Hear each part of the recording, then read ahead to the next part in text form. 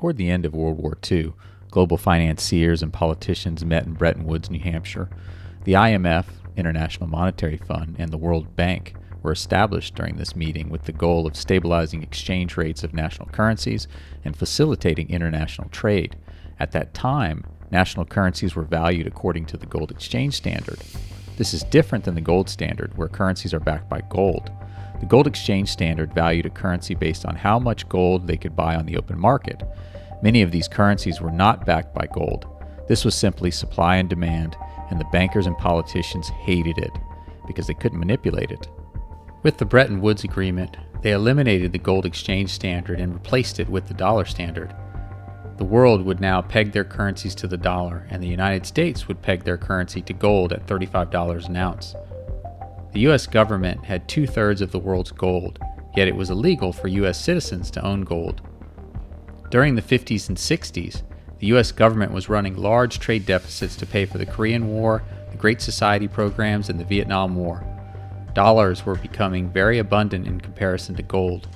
Predictably, dollars were being exchanged for gold, and the massive American gold hoard rapidly diminished. As John Butler wrote in The Golden Revolution, by July 1971, the U.S. gold reserves had fallen sharply to under 10 billion, and at the rate things were going, would be exhausted in weeks. Treasury Secretary John Connally was tasked with organizing an emergency weekend meeting of Nixon's various economic and domestic policy advisors. At 2:30 p.m. on August 13th, they gathered in secret at Camp David to decide how to respond to the incipient run on the dollar. Nixon's solution, pressed by the banking community, was to abandon the gold standard.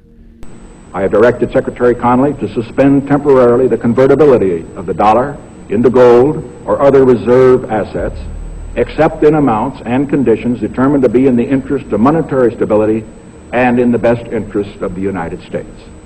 In full cooperation with the International Monetary Fund and those who trade with us, we will press for the necessary reforms to set up an urgently needed new international monetary system.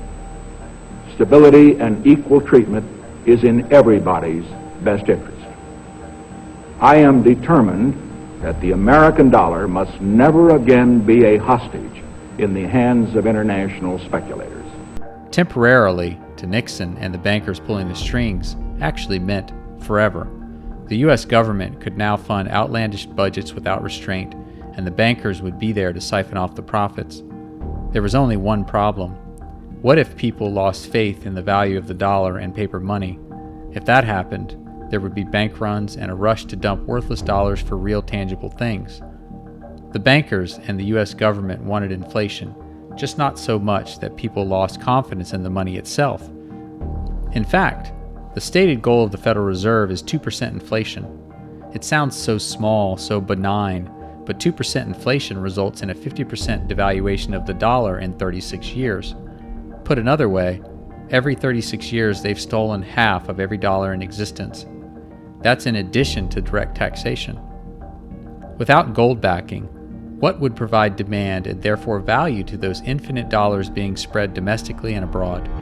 Enter the petrodollar. In 1974, a series of talks took place between Treasury Secretary William Simon, President Richard Nixon, Secretary of State Henry Kissinger, and Saudi King Faisal.